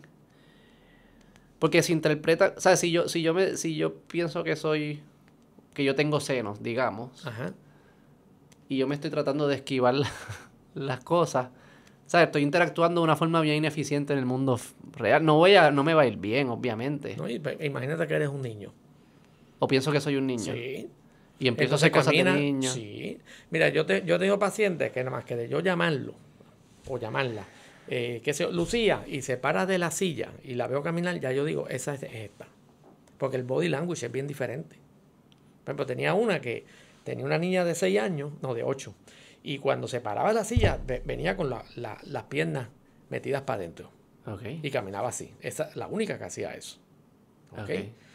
Hay otro que cuando venía, todo el tiempo, desde que llegaba, cogía el muslo derecho y todo el tiempo era así. Todo el tiempo. Pues media hora no paraba. Pero cuando venía otra se acabó. Y era el único que hacía eso. Y que y entonces me dice que las personalidades se conocen Sí. o saben que existen y que piensan una de la otra. Se odian muchas veces. Ese es un cabrón. Sí, Lucía es una cabrona. Es una pendeja, no sabe hacer nada, yo soy la que hago esto bien. Y es el host que siempre te está enviando la información porque con quien tú interactúas para ti siempre es la misma persona. Sí, porque no son espíritus. Todos esos pedazos son parte de mi vida, que se separaron. Así que la meta de la terapia no es que se vayan, es que se integren a la persona. Esa es la meta. Que se conviertan en una. Exactamente. O vuelvan a ser una, ¿no? Porque empezaron como una. Sí, esa es. ¿Y es posible? Sí. ¿Cómo? Yo lo he hecho. ¿Cómo es ese? Bueno, cada una tiene obviamente que trabajar los traumas que tiene. Y cuando los trabaja... Y con los exposición sana, también. O hablándolo, analizando, o lo que sea. Cuando ya cada una está lista, entonces que voluntariamente yo les digo, tú quisieras unirte a fulana, ¿verdad? Y ya sabe que ella no tiene un cuerpo aparte, porque muchas veces piensan que este cuerpo que está aquí es el de ella. Yo le pregunto, ¿y la paciente dónde está? Puede estar allá afuera, ahí sentada. No, obviamente es el mismo cuerpo. ¿Y qué pasa? O sea, es que me lo estoy imaginando como una película que se juntan todos los cerebros así, y cuando se juntan sale una luz. No sale luz. No, me imagino que no sale ninguna luz. Pero, ¿qué pasa? Unos cambios. Cuando ellos se curan, ellas como que, anda, como que hay como una realización de que, wow, como que volví. Empieza a cambiar inmediatamente los gustos, las preferencias, tu estilo de vida. Yo tuve una paciente, por ejemplo, que fue abusada por su papá 5 años y ella pensaba que ella era feísima. De hecho, yo le dije en una sesión, pero es que tú no eres fea. Y ella me dijo, no, yo no soy fea, doctor, yo soy horrorosa. Ojalá yo fuera fea, me dijo. Porque el papá le decía eso todo el tiempo cuando la violaba. ¿Verdad? Entonces, wow. ¿Por qué te estaba contando esto? Se me fue el hilo. No, ¿qué pasa cuando se reconecta? Sí, perfecto. Pues esta mujer siempre iba con unos maones baggy, con unas camisetas blancas, siempre bien anchas, con unas chancletas casi jotas. No tenía autocuido. Pero entonces había una que se llamaba Nancy. Y esa Nancy era hipersexual. Y decía que ella bellísima. Y había tenido muchos hombres. Mientras que la paciente, aparte de su papá, no había tenido relaciones sexuales. Consensualmente con nadie. Cuando yo uno a Nancy con la paciente, que eso fue 1 año y medio, ¿ok? Y Nancy accede. En la próxima sesión la paciente viene con una blusita corta, con unos maoncitos apretados y unos zapatos nuevos. Sexy, con Y confianza. yo le pregunté, ¿y por qué eso? Es que me dio ganas, vi una tienda y yo dije, ay, eso me debe quedar bonito. Y lo compré, pero ya Nancy no está. Si yo la llamo, no sale. Es que se unió la paciente. Wow. Y empiezan a cambiar los estilos de vida. Y cuando se miran en el espejo, se ve una foto, que sí, es como que yo pienso que soy una mujer y me miro en el espejo y soy yo, que... Se ven como son ellos muchas veces. Ah, Sí. Me acuerdo que yo hice eso con una nena, una paciente de 40 años, y yo quería convencerla de que tiene el mismo cuerpo. Yo cogí un espejo y se lo enseñé, así. Y entonces miró al espejo y miraba para atrás. Y miraba para atrás. ¿Y por qué tú miras para atrás? Porque hay una vieja ahí, que yo no sé quién es la paciente. anda pa'l No se carajo. reconocía. Que ahí yo no estoy viendo a quien debo de ver. ¿Verdad? Qué loco. O sea, porque en verdad, como uno sabe que esto es real. O sea, como uno sabe que la realidad es real. Que lo que le está pasando es real. Porque para ellos era real. Sí, O sea, absolutamente. aparenta la realidad como es. Sí. Como yo me creo que esta es real, pero quizás estoy yo aparentando aquí haciendo el ridículo. Sí, Digo, no tiene que ver. todas ellas están convencidas de que son reales. Y es que lo son. O sea, que la realidad jurídicamente no. Porque si yo tengo una identidad alterna, y eso ha pasado ya varias veces, y yo asesino a alguien bajo la identidad de Juan, Ajá. y no de Alfonso, Sí. el juez no me va a decir, como fue Juan, pues está bien, no hay problema. No, yo voy para la cárcel. Sí. Lo que pasa es que voy a tener tratamiento psiquiátrico. Sí. Pero la ley dice que yo tengo que pagarla porque yo maté a esa persona. Aunque yo diga que yo no me acuerde y yo no sé qué pasó. No, sorry. También ahí juega cuando analizamos la justicia, muchas veces pensamos que moralmente lo analizamos como que se merece estar allí. ¿Verdad? Y en ese caso alguien pudiese argumentar, en verdad se merece si él o ella no tiene control de esto. Pero hay otro elemento que también usamos en la cárcel, no es que se lo merezca o no, es que los demás estamos más seguros. Hay un tema de seguridad si la persona está ahí. Sí. So que ahí es como que Sí. aún... Y porque si Juan está, es porque yo lo creé. Yo lo llamé para que viniera. Sí, es más peligroso, o sea, Sí. no es peligroso. Por ejemplo, cuando la esté para paciente que afuera. te dijo ahorita, el papá la estaba violando, la paciente que estaba ya subiendo la montañita, que el papá la iba a violar, ella llamaba a Nancy. Nancy, ven, que tú sabes hacer eso, yo no quiero estar aquí. Y Nancy venía y se lo encargaba, hacía. porque no le molestaba el sexo. ¿Hay alguien que le haya podido sacar provecho a tener múltiples habilidades como esa? Como que soy atrevido cuando prendo a Juan y soy bueno en matemáticas cuando prendo a Beto, y es como que... Sí, podía pasar, porque algunas de ellas tienen ciertas habilidades que en ciertos contextos pues funcionan. ¿Ha pasado como que conoce a alguien que sea productivo de esta forma, le saque provecho? Sí. Wow. Te voy a hacer una anécdota. Yo tuve un paciente que de hecho Carmen Jovel lo llevó al programa, yo fui con ella.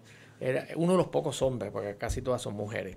Y este hombre tenía una identidad de un señor bien mayor, que decía que tenía 80 y pico de años, y que era poeta. Okay. Y entonces él tenía un montón de libretas con un montón de poesías bellas. ¿Y qué edad tenía que él? El señor como 40 y pico. Okay. Entonces, en una sesión sale este señor, que no me acuerdo el nombre de esa identidad ahora, y me dice, mire, yo me puedo ir, pues yo tengo una regla, que las identidades no se van, se va el paciente, el host. Pero entonces, como este señor es tan inofensivo y buena gente, digo, pues no va a hacer nada. Entonces dije, pues voy a hacer una excepción con usted. Y se fue. Eso fue en Salud Mental de la Capital. Entonces, él caminaba cojo, gastando una pierna. Sin fui tener detrás nada, de él. sin tener ningún... Sí, exacto. El señor de 40 años no tenía nada. Yo lo seguí como por 15 minutos. Hasta una parada que estaba por allá y todo el tiempo cojeando y se fue. Cuando el paciente llega a la próxima sesión, me dice, Miguel, ¿usted dejó de ir a Miguel? Digo, sí, no haga eso más nunca. Digo, ¿por qué? Yo tenía 200 y pico de dólares para pagar la casa en el banco. Y Miguel se metió en una librería que estaba por aquí, por Santurce, y gastó todo en libros. Y cuando yo llegué estaban todos los libros en la mesa y tuve que ir al otro día a devolverlo y me dio trabajo. Eso lo desarrolló para que la esposa no jodiera. Eso sí, hay mucho aquí escuchando hoy. Eso es lo que yo me voy a inventar ahora, una personalidad. Así que cada una pues tiene sus habilidades, sus intereses. Algunos pueden ser buenos, pueden ser pintores, escritores.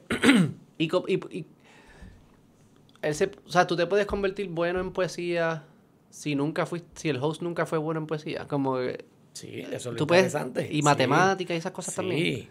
O sea, que tú puedes, o sea, que yo sé, que tú me estás diciendo que en mi cerebro yo tengo la tiene habilidad de unas ser astronauta, tiene unas potencialidades que tú no has reconocido. pero sin desarrollarlas surgen. Sí. Yo no sé cómo es. Y mira, ese mismo paciente tenía una identidad que se llama Olga, mujer. Ajá. Entonces Olga decía que ella hacía todo lo contrario de lo que hacía el paciente. Él es hombre, pues yo soy mujer. Entonces le dije a Olga, dibújate, y se dibujó bien bonita con un sombrero, y mándale un mensaje al paciente, que eso yo lo hago. Y noto que coge la mano izquierda, y todas las identidades son derechas. Y me estuvo raro, yo digo, ¿y tú usas mano izquierda? Sí, porque yo soy todo lo contrario de él. Dibujó, y tú sabes lo que hizo en el papel, que en vez de escribir de izquierda a derecha, empezó a escribir de derecha a izquierda al revés. Con la mano izquierda. Todo el tiempo. Pero rápido. Y así. bien, letras bien. Me entregas eso, yo no entiendo nada. Y yo digo, ¿y qué es esto? Pues le mandó un mensaje. Y yo digo, pero es que no entiendo. Entonces yo cogí el papel, lo viré y lo puse contra la luz. Ahí estaba el mensaje. Estuve aquí para que lo sepas, qué sé yo ni qué, bla, bla, bla, bla. Olga. Cuando yo le enseño a él eso, es que dice, yo nunca he practicado eso. Yo no escribo ni con la izquierda ni escribo al revés. Eso se llama mirror writing. Se llama escritura de espejo. Pero ese es como... ¿Cómo ese hombre aprendió eso, esa identidad? Yo no tengo la más mínima idea. Wow. Hay un caso, usted sabe el caso de las siameses en Vancouver, que nacieron con los cerebros conectados. No. Pues son dos nenas, ¿sabes? Las siameses que nacen conectadas, pues estas estaban conectadas por un nervio, del cerebro a cerebro. Y podía, por ejemplo, una decía, yo puedo usar los ojos de la otra para ver. Y nosotros nos podemos hacer chistes sin hablar y nos reímos y compartir mensajes, qué sé yo qué. Interesante. Y yo siempre me he preguntado si en verdad son dos personas o es una superconciencia que tiene dos cerebros, 4 ojos y a veces habla por aquí, habla por acá. Y me acuerda de esto que usted menciona. ¿Qué usted pensaría así, sé que no lo he estudiado ni nada, pero... No me atrevería a dar una opinión. Porque no he estudiado el tema. Si yo no sé mucho de un tema, yo te lo digo. Yo tampoco sé del tema. No me aventuro para decir un disparate. No he leído ese caso, ni lo que los expertos dicen. Pero está bien curioso. Está bien curioso, sí. Yo siempre lo he pensado así, como que asumimos que son dos, pero quizás es una super persona. Con doble cerebro, 4 ojos. Si quiero mirar para acá, miro para acá. ¿Sabes? Sí. Pudiese... ¿Quién sabe? Porque la conciencia es de esas cosas que todavía no se entienden bien qué es lo que es. No. Voy a volver a los psicópatas, que nos hemos descarrilado un par de veces. Súper fun, súper divertido. Los psicópatas, si te escucho, ellos pudiesen no ser psicópatas. O sea, ellos pudiesen no hacer el acto que deciden hacer. Sí, pues no están esquizofrénicos. Un esquizofrénico es el que se fue a la realidad. Ellos están aquí, en la realidad, saben todo lo que van a hacer. Si yo voy a violar a esa mujer, la veo antes, sé cómo llega, Son calculados. Y la violo y si quiero la mato también. Así que no estoy psicótico como tal. Yo estoy No en es la psicótico, está en la realidad. Pero no tiene las señales que todos tenemos que nos dicen, no hagas eso. Exactamente. Él no tiene... Y que esa mujer va a sufrir. Y que le voy a hacer daño de por vida. Y él, no. Yo necesito este placer. Yo quiero y ya, exactamente. Sí. Y eso es lo que se llama en inglés callousness, que en español es insensibilidad emocional. Y es una de las características. Pero nadie escoge eso. O sea, yo no me acuerdo que me pregunto, ¿quieres ser sensible emocionalmente? No, o sea, nadie escoge. Porque lo que pasa es que la gente que tienen puntuaciones altas en psicopatía, desde niños ya lo eran. Hay estudios longitudinales que cogen niños que tienen 6, 7 años, que ya tienen esas características, le dan un seguimiento y muchos de ellos cuando llegan a adolescencia tienen características. Y estas son con las imágenes, si lloran en las imágenes. También se han hecho estudios con eso. Sí. Y se trata de... Ahora que sabemos que quizás esas personas tienen una probabilidad de convertirse en estos monstruos, llamémosle, se hacen intervenciones a temprana edad para... Uno puede desarrollar esas habilidades de que le importe la empatía o crear sensibilidad, o no sé, no sé si te ponen estoy pensando como a los perros, le ponen un choque eléctrico. No, Tienen sensibilidad de otras cosas que podemos Claro, usarlas como claro. incentivos para que no hagan eso. Mira, en psicología nosotros hablamos mucho, en psiquiatría, de terapias basadas en la evidencia. Ujú. Evidence-based Sí, psychotherapy, claro. que en la medicina también lo hay, Sí, sí, sí. enfermería, etcétera. No hay una psicoterapia basada en la evidencia para los psicópatas ahora mismo, porque nada está funcionando de una manera clara. Wow, Son difíciles. wow. ¿Qué por ciento son psicópatas en la población tienden a ser? Yo De escucho los como 2%. antisociales, No, del total. Bueno, de la gente en la comunidad, bien bajo. como 1%. Un por ciento menos. Menos de 1%. Ahora, de los que están en la cárcel, como un 15, un 20. ¿Y todo psicópata se va a manifestar de una forma negativa? ¿O hay, por ejemplo, gente que no tiene esos señales y lo usa para ser valiente o algo? Puede ser un líder. Por eso. Es una revolución. Exacto. Y ese líder que hace cosas peligrosas y lo que sea puede ser instigado por eso mismo, no le da miedo. Sí. Yo siempre he dicho que hacen falta psicópatas positivos. Sí, podría pasar. Sí, porque al final uno los ve como... esa persona es bien valiente. No, está asumiendo que él tiene el mismo miedo que tú y que está sobrepasando ese miedo. Sí. Pero es posible que él no tenga la señal del miedo y desde afuera parezca valiente. ¿Entiendes lo que te digo? Claro. Pero que él no tiene la señal. Si yo no tuviese la señal Claro. del miedo, yo también parecería valiente. Sí. O sea, que lo puedes Sí. usar también para positivo. También podía ser. Así que depende del contexto y la situación, un psicópata podría ser admirado. Cuando la comunidad está en peligro, mete mano. Yo estoy seguro que hay varios que admiramos, que no sabemos, que pensamos que son Sí. excelentes, pero es que sí, tienen traits de psicópata. Sí. Tuvieron la suerte que nacieron con la manifestación correcta que valoramos. Exacto. Y en ese momento es funcional. Exacto. En vez de ser algo ilegal, pues la gente te admira. Y moralmente y filosóficamente, ¿cómo...? ¿Tú has estado con terapias con psicópatas? No. No, porque es que no van a terapia. Sí, porque no es... O sea, Claro. si yo fuera psicópata, a mí me gusta Qué este pregunta estilo. más bruta. Yo no quiero ir a terapia porque creo que no la No, necesito. pero si te meten preso o algo, quizás Bueno, te obligan a ir a sí, terapia. pero cuando es obligado, eso casi... Bueno, puede ser que funcione en algunos casos, pero es mucho más difícil. La voluntariedad parece ser algo importante Sí, para que es funcione la reconocer, terapia. yo necesito cambiar, yo quiero cambiar, yo estoy mal, este estilo, yo me avergüenzo de este estilo. Eso te motiva. Sí, pues moralmente no sé cómo porque se asume siempre que ellos son igual que nosotros, tienen las mismas señales y aún así decidieron cometer el acto. Eso es lo que asume el resto de la población, Sí. que no tiene estos conocimientos. Claro. Y moralmente, pues ahí tú dices, no, ¿sabes? Te fuiste a lo loco. Claro. Pero si no tienes la señal, ya es como que moralmente ahora los actos son malos, pero ¿cómo yo juzgo al individuo? No al acto, a la persona. Esa moralidad, lo que tú llamas acto moral, ellos no lo compran. Yo me acuerdo cuando yo cogí la clase de criminología en la UPR, el profesor era un abogado y se especializaba en criminales. Y él nos puso un ejemplo de un tipo que era muy conocido en Puerto Rico, no me acuerdo, que había matado 7 personas. Y lo cogieron ya por fin. Entonces le pregunta al individuo, oiga, ¿usted mató a 7 personas? Y dice, sí. ¿Y qué usted opina de eso? Porque eso está muy mal. Usted quitarle la vida a otra persona. Y la contestación fue, ¿y por qué no? Y ya, ¿por qué? ¿Pero por qué no? Cuando tú dices por qué no, es que tú no estás comprando la validez de que tú le quitas la vida a otra persona. ¿Por qué no se la puedo quitar?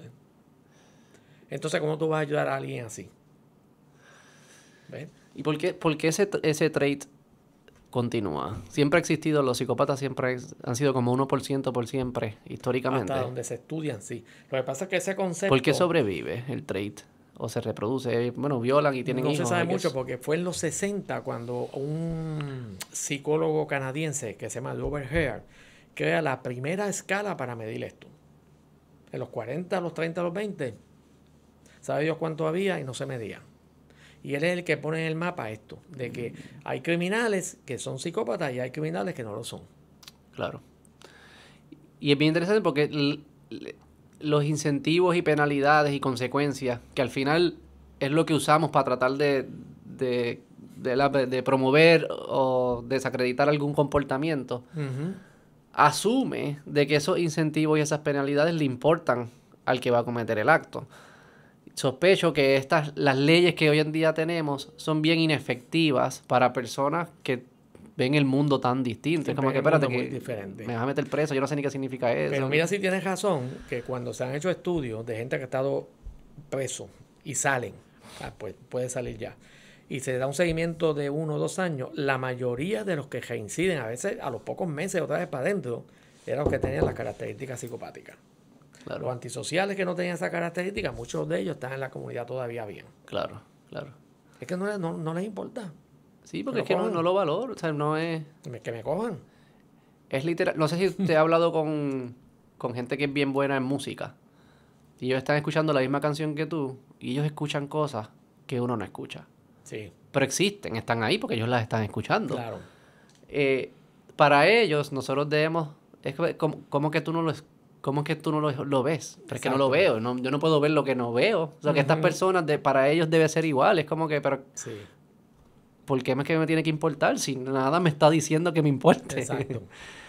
Wow. Sí. Es fascinante. Y éticamente, no sé cómo bregar con esos casos. Por un lado, creo que obviamente hay que sacarlos de la sociedad porque son peligrosos, sacarlos en el sentido de ponerlos presos o aislarlos de la sociedad porque son peligrosos. Y tratar de ayudarlos. Son peligrosos y tratar de ayudarlos, pero esta noción de que son malos y pudieron haber sido distintos y fue como que se cae, ese argumento como que pierde peso. Sí. Pierde Lo peso. que pasa es que los antisociales usualmente tiene mucho peso el ambiente cultural y dónde viven, cómo son sus familias, si el papá era un abusador. Todas esas variables psicosociales tienen mucho peso. Claro. Pero en los psicópatas, cuando se hacen estudios, esas variables, aunque todavía tienen peso, pero tienen mucho menos peso. Tú naces con Parece eso. que es algo. ¿Y es un gen? ¿Sabemos si es un gen específico? No, todavía no. En psicopatología no hay un gen específico para nada. No hay ni para esquizofrenia, no hay un serial killer gene. Bipolares. Hay lo que llaman diferentes genes que si se juntan te predisponen a eso. Ya. Pero no es así lineal. Tú tienes este gen, pues tú tienes esto. Mira, para ir cerrando, quería volver a un tema y vamos cerrando este, Okay. que era lo de para curar las traumas, lo de la exposición paulativa. Me parece bien curioso, yo he escuchado mucho sobre ese approach y que toda la evidencia apoya de que eso es lo correcto, todas las anécdotas lo apoyan. Hay mucha evidencia empírica. Mucha evidencia anecdotal, cuentos, esto lo sabemos todos, los padres lo saben cuando crían a sus hijos, ¿verdad? Vamos a exponerlos poco a poco, por eso te dan la mano, después están ahí contigo y después se salen. Sí. O sea, como que hay un proceso para ayudarte a enfrentarte a la adversidad. Aún así, siento que culturalmente, y cuando se hablan de las personas vulnerables o hasta los mismos niños y los jóvenes, el approach casi siempre es no de exponer a la adversidad, sino de eliminar la adversidad. Protegerte, asumiendo que es posible protegerte para siempre, que yo creo que ahí es que se cae la teoría, pero igual nos comportamos como si pudiésemos proteger y lo mejor que podemos hacer para el individuo es protegernos y no darle las herramientas para que se pueda enfrentar a la adversidad. No las va a tener. Y usted siente que culturalmente esa apreciación mía la ve también. Sí, puede pasar. Yo creo que la mayoría de los papás y las mamás no van a exponer a sus hijos a situaciones de riesgo, de alto riesgo, ¿verdad? Que pueden tener consecuencias. Así que tratan de decirle, mira, esto no busques eso es malo, no te juntes con esa gente. Pero entonces no me dan herramientas para poder lidiar con esa gente si en algún momento estoy en buen ambiente. Me toca lidiar con él. Y probablemente te va a tocar lidiar con algo en la vida. Claro, porque hay una diversidad de personas. Y es bien curioso, aquí cerramos con lo del chiste de Will Smith y lo que fuese. Sé que hay una conexión que usted hace con la parte traumática, pero yo también creo que es la forma que tú te haces resiliente ante el chiste, es exponiéndote poco a poco que te burlen tanto de ti al punto que ni me importa. No importa. Pero ahí tocaron algo neurálgico en él. Y quizás lo maneja muchos chistes en otros contextos, pero ahí parece que eso fue un spark. Sí, hizo un clic. Y eso es casi como que tuvo que haber sido ese día, a esa hora, en ese lugar, en el tono que él dijo el chiste, en la secuencia que lo dijo. Todo ¿Quién lo dijo? Es como para que pasara eso. Un momento, Sí. Pero es casi como usted ve el mundo como que nosotros no tenemos mucho poder. Es casi como que estamos reaccionando y prendiéndonos aquí. Fíjate que lo de Bonano que yo te dije, una persona que es expuesto al mismo evento exacto, fíjate todos los caminos diferentes que tiene. Aquí no hay nada determinado. El pasado no determina quién es uno. Hay un montón de variables que van a intervenir. Pero muchas de esas variables sí son genéticas, ambientes, son cosas que tú no controlas. Eso es lo que nosotros llamamos variables de alto riesgo, ¿verdad? Por ejemplo, si tu papá era un hombre violento, alcohólico, te llevan a la casa del tío, en la casa del tío robaban, eran tiradores de droga, fíjate todo el modelaje que estás teniendo. Más entonces tú investigas al abuelo y al bisabuelo de ese, y también eran así, que posiblemente entonces hay algo genético.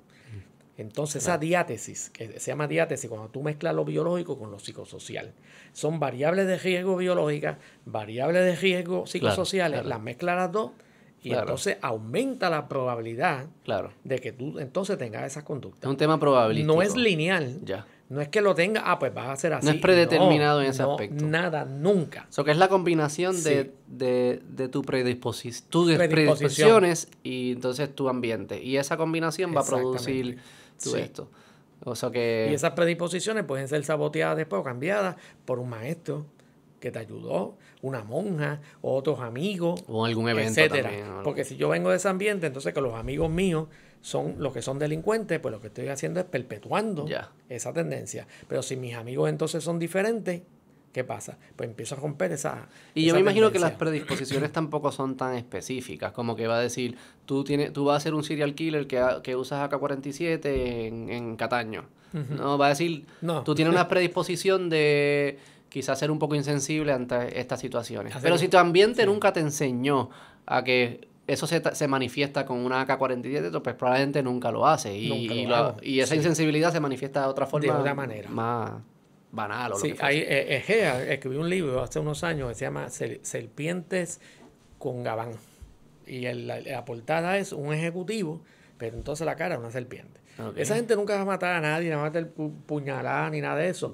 Pero en un ambiente de negocio, pues puede ser antisocial y engañar mucha gente y ganar mucho dinero. Okay. Que es un poquito mejor que el serial killer. Sí, exacto. Bueno, doctor, sé que se tiene que ir. Hacemos otra próxima, me la disfruté mucho. Qué bueno. ¿Usted se la disfrutó? Claro, totalmente. Qué bueno, que se repita. Gracias por venir. Claro, Dale, claro que bye. sí. Bye, bye. Bien.